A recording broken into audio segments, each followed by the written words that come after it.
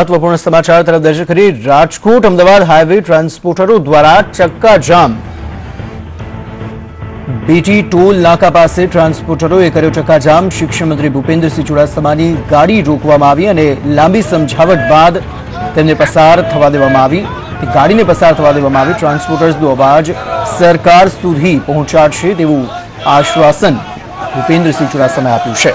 उल्लेखनीय है कि राजकोट अमदावाद हाईवे पर ट्रांसपोर्टर्स द्वारा चक्का जाम कर देवामां आव्यो। उल्लेखनीय है कि 5 दिवसथी हड़ताल पर ट्रांसपोर्टर्स उतरी चुक्या है अने आगामी समय में ते वधु उग्र रीते विरोध नोंधावशे तेवी बात जणावी छे। तेना ज भागरूपे आज वडोदरा माफ करशो अमदावाद राजकोट हाईवे पर ट्रांसपोर्टर्स द्वारा चक्का जाम कर देवामां आव्यो।